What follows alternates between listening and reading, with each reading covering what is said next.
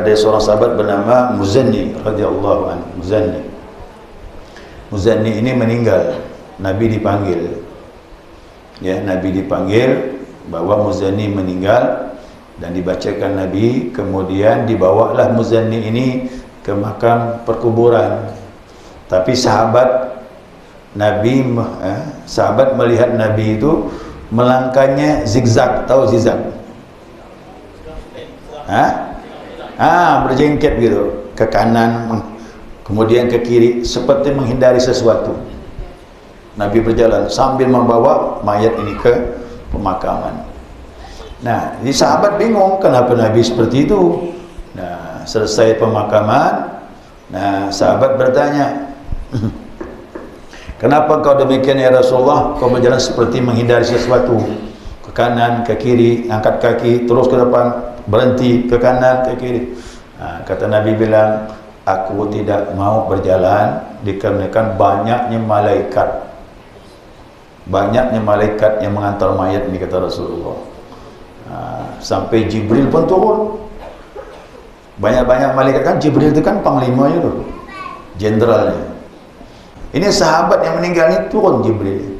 Nabi tanya, Jibril, apa amalan ini sampai turun semua malaikat ini? Suratul Ikhlas. Ya, dia banyak mengamalkan suratul Ikhlas.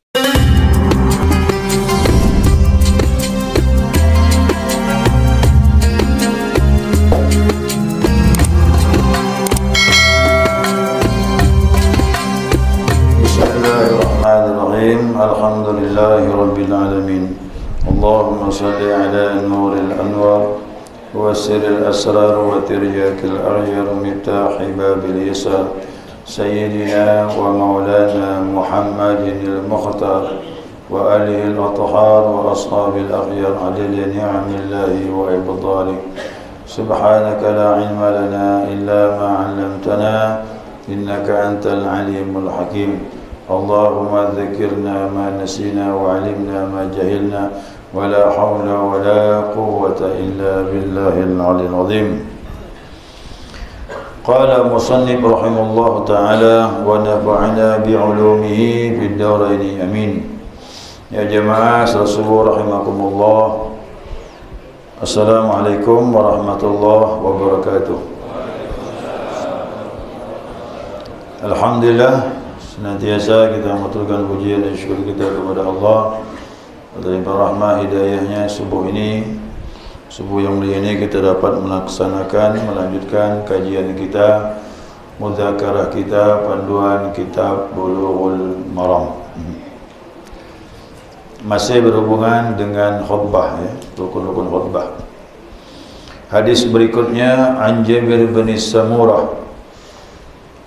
Dari Jabir bin Samurah, anna Nabiyya sallallahu alaihi wasallam kana fil khutbati yaqra'u ayatin minal Qur'ani yudzakkirun nasa. Rawahu Abu Daud wa asluhu fil Muslim. Sesungguhnya Nabi SAW, beliau pada waktu khutbah membaca ayat daripada Al-Quran. Yudzakkirun nasa, ya, untuk mengingatkan manusia, ya, untuk mengingatkan orang-orang yang hadir pada waktu salat Jumat. Rawahu Abu Daud, ini hadis riwayat Imam Abu Daud, wa asluhu fi Muslim. Ya. Ya, ini hadis dari Jabir bin Samurah menunjukkan bahwasanya Nabi berkhutbah, ya, beliau membaca ayat-ayat daripada Al-Quran. Nah, tujuannya untuk mengingatkan manusia. Yudzakirun nas itu artinya nasihat, karena tidak ada nasihat yang terbaik kecuali Al-Quran. Nah, karena Al-Quran itu kalamullah, setiap orang membacanya pasti membenarkannya. Wa man asdaqu minallahi qila, ya, siapa lagi perkataannya yang paling benar dari Allah Subhanahu wa taala. Itu ayat, ya. Makanya setiap kita membaca Al-Quran, kita mengiringi kalimat sadaqallahul azim. Ya. Ini hadis asalnya dari Imam Muslim. Yang kemarin lama kita bahas tu. Yang lalu hadis itu riwayat daripada Ummu Hisham. Ummu Hisham menyatakan sesungguhnya aku telah mengambil atau menghafal surah Qaf.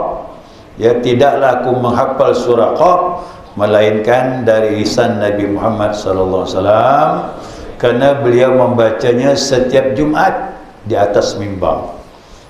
Jadi Ummu Hisham ini sampai hafal surah Qaf itu kerana seringnya Nabi membaca pada waktu khutbah. Nah, jadi khutbah Nabi itu memberi nasihat sering membaca surah Qaf. Makanya ada ulama berpendapat sunnah membaca surah Qaf pada waktu khutbah. Nah, apa kita ambil pengertian dari hadis ini? Nah, hadis ini jelas bahwasanya membaca Al-Quran, kata ulama, qira'atu ayatin minal Quran fi ihda khutbatil Jum'ah ruknun minal arkanil khutbah. Membaca satu ayat, nah ini satu ayat ya, membaca satu ayat Al-Quran salah satu daripada khutbah Jumat, rukun daripada rukun khutbah. Nah, berarti ya, ulama berpendapat kerana dengan hadis ini Nabi membaca Al-Quran, maka wajib dalam khutbah itu ada membaca satu ayat minimal, dan ayat itu pun yang dipahami. Ya, harus dipahami. Kalau tak dipahami belum cukup. Umpamanya ada ayat kita baca, fawailul lil musallin, satu ayat tu, celakalah orang yang salat. Apa maksudnya? Itu harus ditambah tu kalimat berikutnya biar paham. Jadi satu ayat maksudnya itu ayat sudah bisa dipahami maksudnya. Kalau itu kan belum. Seandainya khatib membaca fawailul lil musallin, celaka orang yang salat, apa dia? Ditambah lagi alladzina hum an salatihim, itu maksud celakanya dia melalaikan salat. Jadi maksud ulama minimal satu ayat, dan itu ayat sudah bisa dipahami ya. Kalau belum dipahami maka ditambah lagi ayat-ayat berikutnya biar orang mengerti maksud nasihat dari Allah Subhanahu wa taala. Nah, dia merupakan rukun salah satu dari dua khutbah. Artinya apa? Tak wajib pada dua khutbah, salah satu saja. Kalau sudah dibaca khutbah yang pertama satu ayat, maka khutbah yang kedua tidak wajib. Kalau sudah dibaca pada khutbah yang kedua, walaupun khutbah yang pertama tidak membaca ayat pun juga sudah sah. Bagaimana kalau dibaca dua khutbah, baca Al-Quran dua-duanya? Bagus, malah lebih bagus. Tapi minimal satu. Jadi jamaah nanti kalau seandainya dengar khatib satu ayat pun tak muncul dua khutbah, batal. Ya, nasihat-nasihat, dia main hadis, hadis, nasihat, tapi satu ayat pun tak muncul dua khutbah itu, maka khutbahnya batal. Nah, kalau salah satu sudah memadai. Nah, siapa yang berpendapat seperti ini? Wa huwa qaulus Syafi'i. Ini perkataan Imam Syafi'i. Wa qala al-akharuna anna dzalika sunnatun. Adapun yang lainnya mereka berpendapat sunnah saja. Jadi kalau mazhab Maliki, mazhab Hanafi, mazhab Hambali, kalau tidak membaca ayat dalam khutbah sah, karena mereka menganggap hukumnya sunnah saja. Tapi mazhab Syafi'i tegas, ya, minimal satu ayat, itu pun boleh salah satu dari dua khutbah. Nah, waqad kana Rasul Karim, sungguh Nabi Muhammad sallallahu alaihi wasallam yang mulia, beliau senantiasa membaca ayat daripada Al-Quran untuk memberi nasihat kepada manusia. Maka tidak ada nasihat yang terbaik kecuali nasihat dari Allah Subhanahu wa taala. Maka yang kedua, nasihat dari Nabi Muhammad sallallahu alaihi wasallam. Yang ketiga, nasihat dari para ulama atau guru-guru kita, itu boleh disampaikan. Jadi waktu khutbah tu boleh nyampaikan ayat, hadis Nabi, kisah-kisah orang yang saleh, pesan-pesan ulama, boleh. Bagus itu.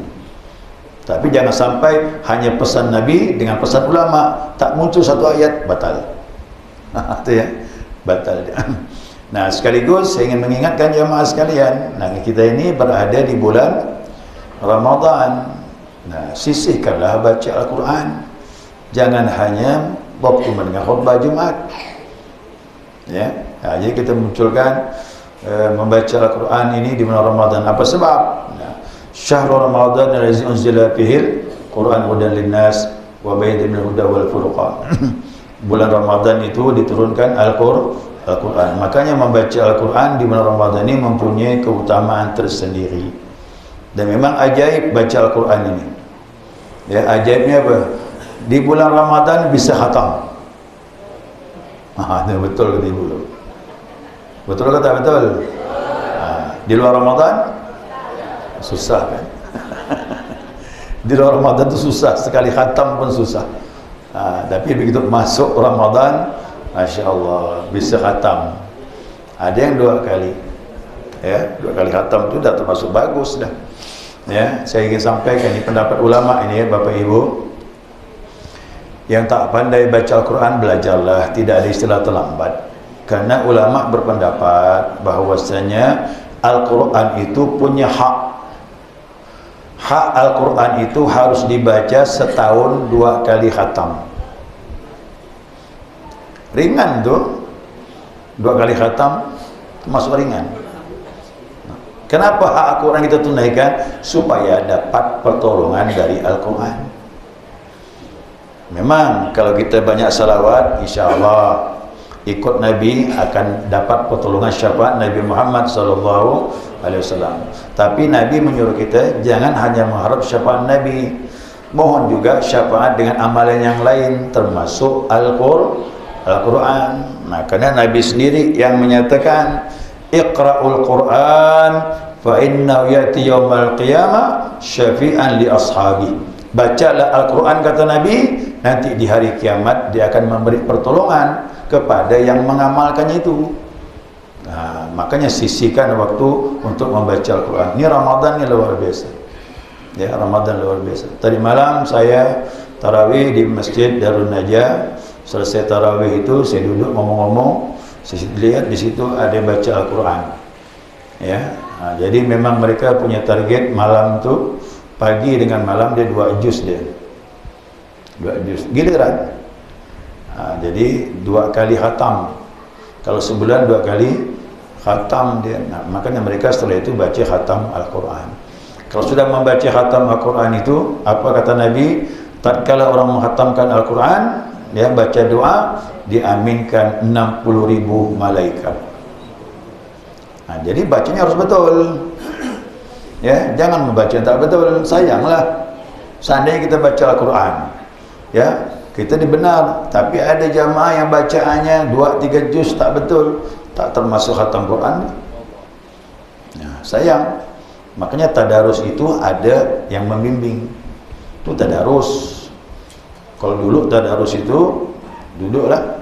Tadarus apa? Sebagaimana Nabi SAW setiap Ramadan beliau tadarus. Yang datang siapa? Gurunya. Siapa guru Nabi? Jibril. Tiap malam datang dengan Nabi tadarus. Pertama memperbaiki bacaannya, keduanya menyusun letak-letak ayat itu tadi. Surah yang saya baca itu kan surah yang pertama turun tuh. Iqra bismi rabbikal ladzi khalaq. Itu turunnya tanggal 17 Ramadan, malam 17 Ramadan. Kalau sebenarnya ikut urutan turunnya, seharusnya pertama kali ayat diletakkan apa? Iqra lah. Tapi kenapa tidak Iqra? Nah, dia mengikuti petunjuk Jibril. Jibril disuruh oleh Allah Subhanahu wa taala. Disusunlah Al-Fatihah, Al-Baqarah, Ali Imran, An-Nisa, terus sampai An-Nas. Itu tauqif, ikut Jibril, karena Jibril disuruh oleh Allah Subhanahu wa taala. Makanya Al-Fatihah itu pembuka kitab. Maka dia letakkan di awal, bukan Iqra. Kalau sebab turun pertama ya Iqra. Nah, itu tadarus tuh Nabi dengan Jibril alaihissalam. Kita juga begitu, tadarus itu harus ada guru memperbaiki bacaan. Ya, lagu itu urusan kedua, itu suara yang bagus. Ya, kalau dituntut suara yang bagus susahlah. Kita ini banyak suara bass. Kena suara bass tu ke muadzin tak bagus. Maka dipilih suara yang bagus. Tapi yang penting makhraj, keluarnya huruf itu yang penting. Jangan sampai salah. Itulah perlu ada guru. Jadi guru itu penting. Jadi bacalah Al-Quran di bulan yang mulia ini. Targetkan kalau bisa khatam sekali, minimal tu kalau bisa. Ada jamaah yang bilang tak mampu khatam 1 bulan Pak Ustaz. Boleh membaca sebelum Ramadan datang, boleh. Nanti pas khatamnya bulan Ramadan. Kalau khatam bulan Ramadan tu bagus, kerana didoakan malaikat. Bulannya bulan Ramadan lagi, Masya Allah. Jadi banyak keutamaan yang kita lakukan. Nah, kemudian kalau sudah seperti itu, carilah ayat-ayat atau surah-surah tertentu jadi amalan. Bapak Ibu kalau jadikan amalan, itu tidak usah surah-surah panjang, pendek-pendek saja. Ambil dari juz amma itu. Boleh? Dari juz amma itu. Mana yang disenangi? Biasa orang senang itu surahnya Qul huwallahu ahad. Ya. Jadi luar biasa. Suratul Ikhlas jangan main-main Bapak Ibu. Itu surah tauhid. Setiap tarekat pasti ngamalkan suratul Ikhlas itu. Ya, kalau bisa ngamalkan 100 kali 1 hari, Masya Allah. Ya, 11 saja kata Nabi. Ini jangan Nabi yang bilang. Siapa baca surah Ikhlas 1 hari 11 kali, ya, banallahu baitan fil jannah. Allah bangunkan gedung di surga. 11 kali 1 hari istiqamah. Karena Nabi bilang 3 kali suratul Ikhlas menyamai membaca seluruh Al-Quran. 11 kali dijamin masuk surga, dapat gedung, dibangunkan gedung. Tapi istiqamah 11 kali. Apalagi bisa baca 100 kali. 100 kali itu, Masya Allah, bersih kita dari dosa-dosa. Kalau bisa baca 100 kali. Ya. Dahulu di masa Nabi SAW ada seorang sahabat bernama Muzanni radhiyallahu anhu. Muzanni ini meninggal. Nabi dipanggil. Ya, Nabi dipanggil bahwa Muzanni meninggal dan dibacakan Nabi. Kemudian dibawalah Muzanni ini ke makam perkuburan. Tapi sahabat Nabi, sahabat melihat Nabi itu melangkahnya zigzag. Tahu zigzag? Berjengket gitu, ke kanan kemudian ke kiri, seperti menghindari sesuatu. Nabi berjalan sambil membawa mayat ini ke pemakaman.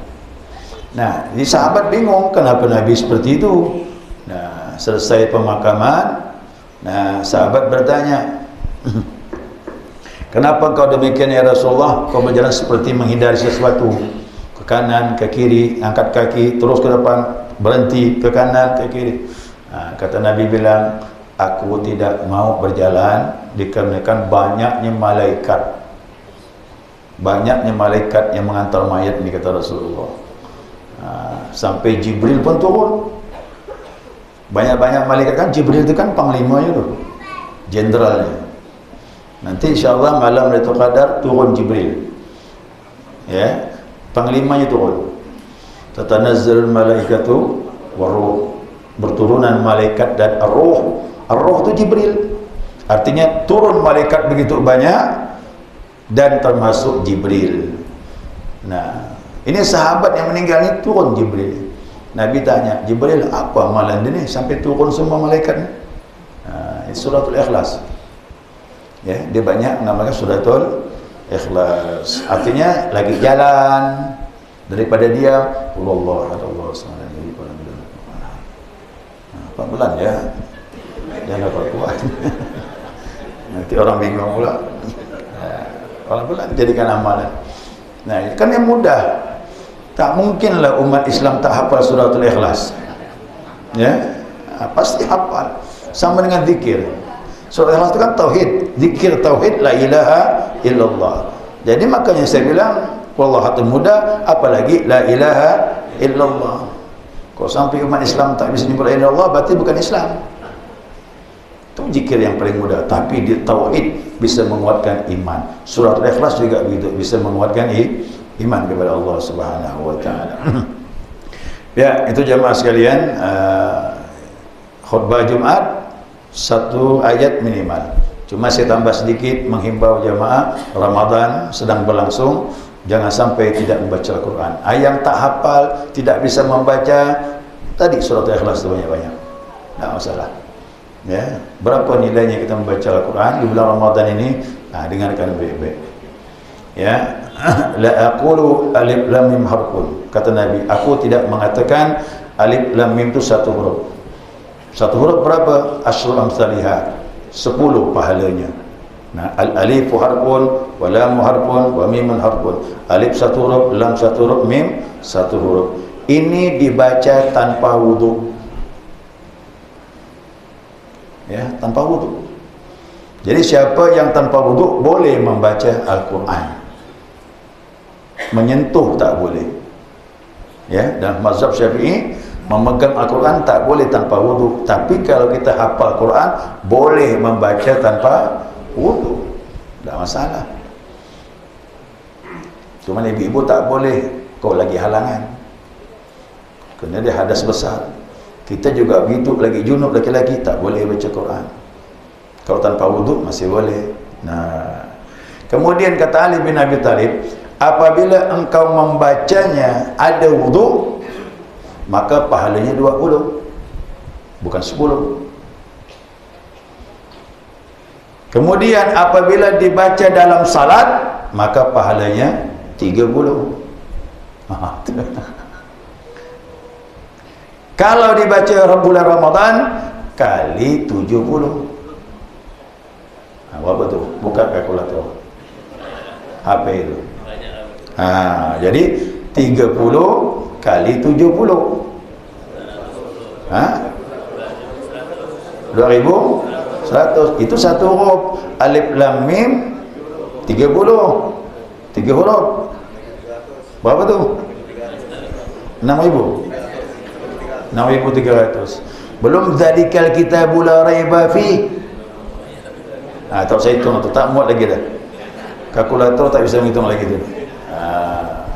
Itulah kemuliaan ni bulan Ramadan yang luar biasa. Ya, baca Quran dengan tadabbur dan sebagainya, insya-Allah menambah iman kepada Allah Subhanahu wa taala.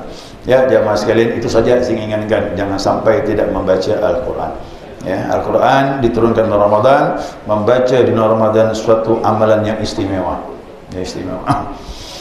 Ya, selanjutnya mungkin ada pertanyaan, silakan. Apabila khatib sedang berkhutbah lupa menyampaikan salah satu ayat atau salah satu rukun khutbah, maka sholat Jumat tidak sah. Nah, pertanyaan saya, apakah ada upaya atau cara bagaimana supaya sholat Jumat kita sah ini? Apakah boleh salah seorang makmum melengkapi kekurangan tersebut, naik ke mimbar kemudian menyampaikan salah satu ayat yang wajib dibaca. Ya. Assalamualaikum warahmatullahi wabarakatuh. Baca Al-Quran pada 2 khutbah atau salah satu dari 2 khutbah. Nah, maka makmum yang di depan boleh dia berdiri mendekati khatib, pesan khatib ayat Al-Quran belum dibaca. Ya. Karena itu rukun dari khutbah. Setelah itu mudah-mudahan khatibnya paham. Ya. Walaupun akhirnya dia membaca pada akhirnya sebelum ditutup surah Wal Asri atau yang lainnya, silakan. Tak masalah. Ya, tak masalah. Apakah hanya sampai membaca surah ayat tersebut atau melanjutkan khutbah sampai selesai, Ustaz? Kasih.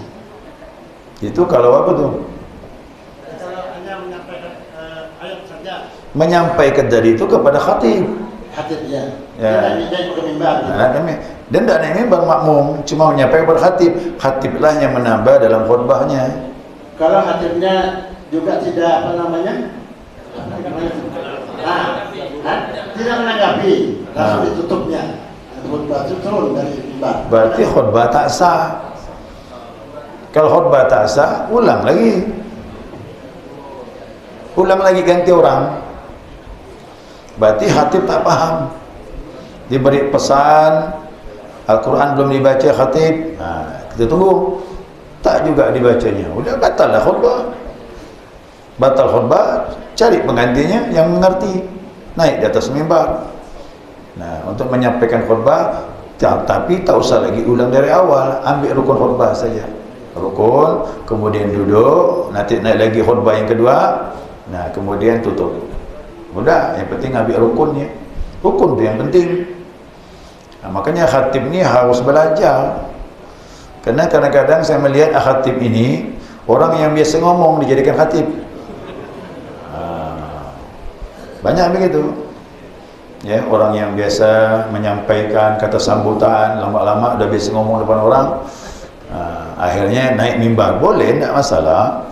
Tapi rukun harus faham. 5 rukun ini.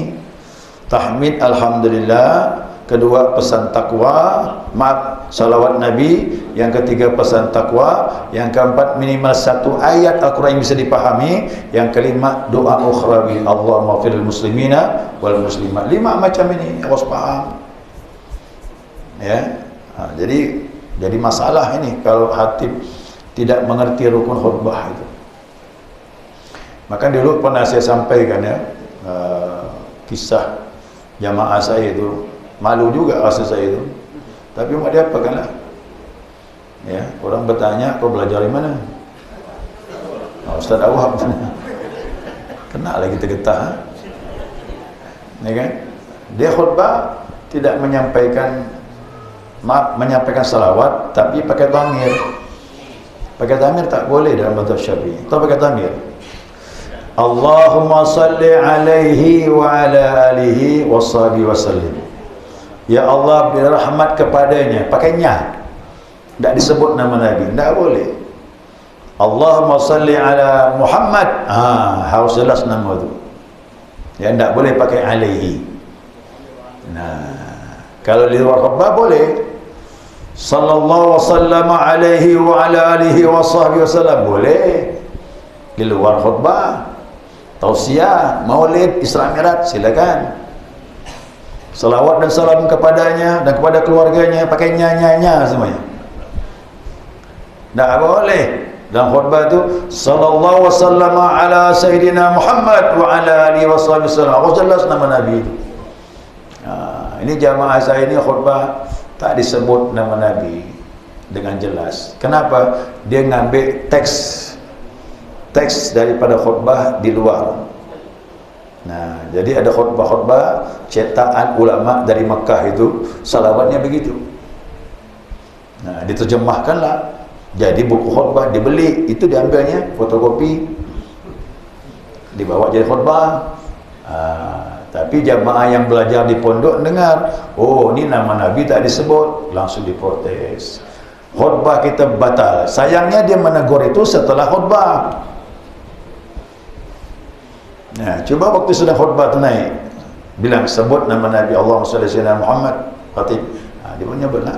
Sudah begitu dah sah. Akhirnya dia bilang khutbah kita batal, sekarang ganti dengan zuhur, kata dia. Padahal bisa tu ganti orang khutbah lagi. Bisa.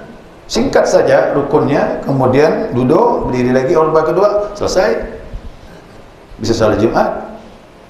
Ganti zuhur. Akhirnya orang tanya, apa kau sebut nama sallallahu alaihi, tidak ada ala Muhammad? Saya baca teks ni Pak Ustaznya. Kau belajar di mana? Sama Ustaz Awab. Udah. Kena lah kita tu. Mau dia apa kan? Nah, jadi saya bilang, kalau jadi khatib tu belajar rukun khutbahnya. Nah, jangan diremehkan yang begini. Banyak masalah jadi. Pesan takwa juga begitu. Pesan takwa khutbah pertama, khutbah kedua tidak pesan takwa, batal juga. Karena pesan takwa wajib khutbah pertama dan khutbah yang kedua. Ya, sekali itu ya. Membaca Al-Quran itu orang yang disucikan. Ya. Yang kedua, pertanyaan masalah ibu menyusui bayi 3 bulan, khawatir tentang keadaan bayi apakah diwajibkan berpuasa? Dan terima kasih. Suci ada wudu secara syariat begitu. Dalam ini jelas sekali, tidak boleh menyentuhnya kecuali yang suci. Maksudnya apa? Dia tidak berhadas, ada wudu. Nah, jadi Al-Quran kalau kita pegang Al-Quran yang tanpa terjemahan, kita pegang tanpa wudu, hukumnya haram. Yasin kecil tipis tuh yang tanpa terjemahan haram juga, kecuali Yasin yang ada terjemahan. Ada terjemahan, ada Latinnya lagi, boleh, tidak masalah. Pegang tafsir terjemahan, boleh, tidak masalah. Tapi kalau Al-Quran murni kita pegang, maka hukumnya haram. Jadi kalimat itu maksudnya tidak ada wudu. Ya, itu diperkuat lagi surat Nabi. Ya, surat Nabi dikirimkan oleh sahabat kepada suatu kaum. Nah, kata Nabi, la yamassu illa tahir. Kau sampaikan kepada kaum itu, kalau baca Al-Quran tidak boleh menyentuhnya kecuali tahir, orang yang suci. Mutahharun ya tahir sama. Tahir itu orang yang harus suci, maksudnya orang itu harus ada wudu, harus ada wudu. Tapi kalau kita membaca tanpa memegang boleh. Saya hafal Quran umpamanya, saya baca aja udah, walaupun tanpa wudu boleh. Tadi pahalanya 10 per huruf hitungannya. Ya, kecuali perempuan yang lagi haid tak boleh. Kedua, apakah perempuan menyusui ini wajib puasa Ramadan? Wajib, karena dikatakan dia tak mampu, sifatnya sementara. Berbeda dengan orang yang uzur, terlalu tua, fisik tak kuat, atau orang yang sakit dalam prediksi sulit sembuh. Yang begini cukup bayar fidyah. Tapi yang menyusui, yang hamil, tidak mampunya, sifatnya sementara, maka dia wajib mengqadha. Asalnya tetap qadha, mana boleh bayar fidyah. Ya. Kalau dia mengkhawatirkan dua-duanya, aku ini tidak berpuasa Ramadan, khawatir diri aku dan juga bayiku kena dua, wajib dia qadha plus fidyah. Itu dia.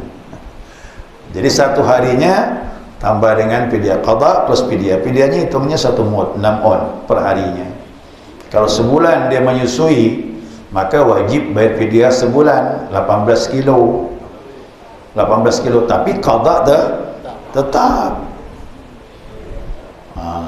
Ini pakai pendapat dalam fidyah ya Pak Ustaz, boleh tak? Mana boleh, kau bertawar-menawar lah sama Allah, jangan sama saya. Nah, kita agak berat nih mau jawab begitu, tak berani ni. Ya. Ada fatwa ulama terakhir Yusuf Qaradawi itu yang meninggal di Qatar itu. Yusuf Qaradawi, dia asalnya Mesir. Nah, kerana dia ada permasalahan sama ulama di Mesir itu, dia hijrah. Dia dihijrah ke Qatar dia. Nah, dia banyak mengarang kitab itu, Yusuf Qaradawi. Baru-baru ini meninggal dia, belum lama. Sekitar mungkin 4 tahun 5 tahun yang lalu lah, kalau salah, nggak sampai mungkin ya, mungkin baru masih 2-3 tahun yang lalu inilah dia meninggal. Nah, dia mengarang kitab itu mengenai puasa ini bagi perempuan yang melahirkan dan menyusui. Kalau kelahirannya jaraknya 3-4 tahun atau 2 tahun ke atas, dia wajib qadha. Ya, wajib qadha.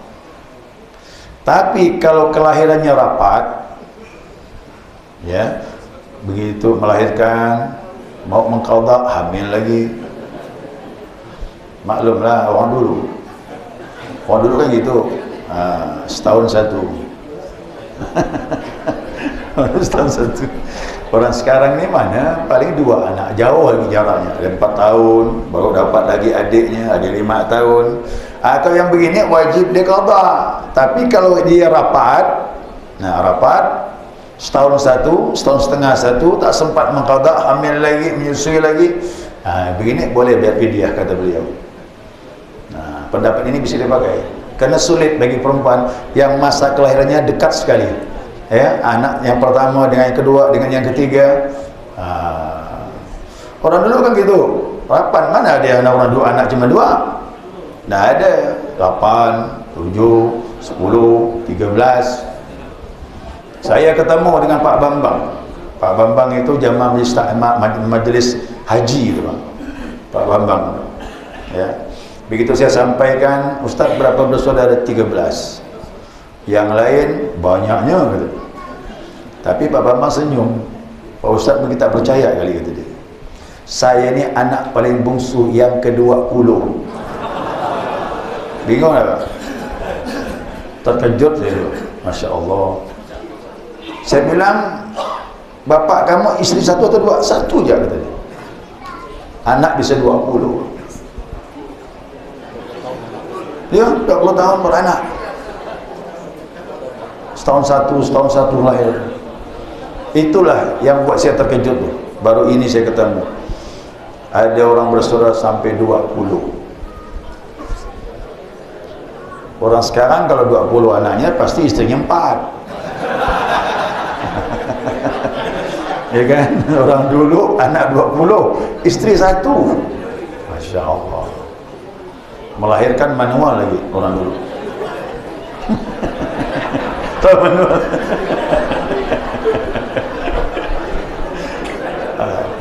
Itu pahalanya besar tu Bapak Ibu. Kalau sampai 20 anak, lahirnya normal. Masya Allah, pahalanya itu tak terhingga gitu. Hah? Banyak yang gembar kali ini. Tak salah. Mungkin juga ada yang gembar, wallahu alam. Cuma dia nak bilang. Cuma saya terkejut 20. Masya Allah. Terkejut saya. Ya, sekali itu cukuplah ni ya. InsyaAllah kita sambung lagi hari Ahad yang akan datang. Semoga kita sihat semuanya insyaAllah. Amin. Subhanakallahumma wa bihamdika asyhadu an la ilaha illa anta astaghfiruka wa atubu ilaik.